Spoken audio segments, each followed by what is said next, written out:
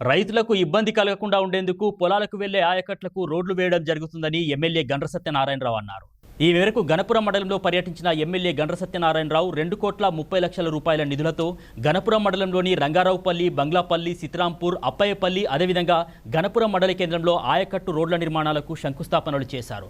పొలాలకు రైతులు ప్రతినిత్యం ఎరువుల్ని, పనిముట్లను తీసుకువెళ్లడం జరుగుతుందని, పొలాలకు వెళ్లే రోడ్డు మట్టితో నిండి ఉండడం వల్ల రైతులకు అసౌకర్యంగా ఉంటుందని, రైతులు ఇబ్బందులు పడడం జరుగుతున్నటువంటి వేళ ప్రజాప్రభుత్వం రైతుల సమస్యలే ధ్యేయంగా, రైతుల సమస్యల పరిష్కారమే ధ్యేయంగా పనిచేస్తున్నటువంటి క్రమంలో ఆయకట్టు రోడ్లన్నీ కాంక్రీట్తో నిర్మాణం చేపట్టడం జరుగుతుందని ఎమ్మెల్యే తెలిపారు.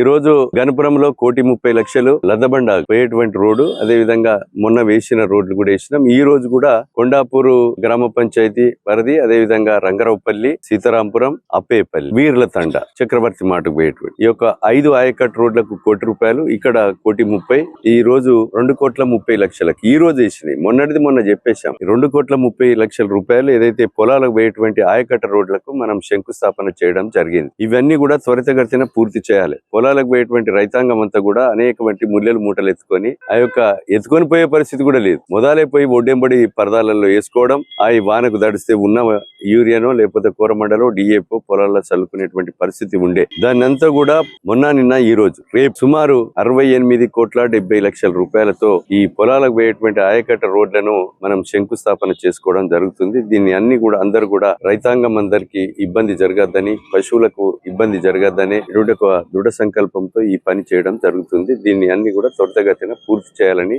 నేను అధికారులకు కోరుతున్నాం, కాంట్రాక్టర్లకు కూడా కోరుతున్నాం. రైతాంగానికి వెంటనే వినియోగానికి వేసంగి పంట స్టార్ట్ చేసే ముందే ఈ యొక్క పొలాలపై ఆయకట్టు రోడ్లన్నీ కూడా పూర్తి చేయాలని విజ్ఞప్తి చేస్తున్నాం.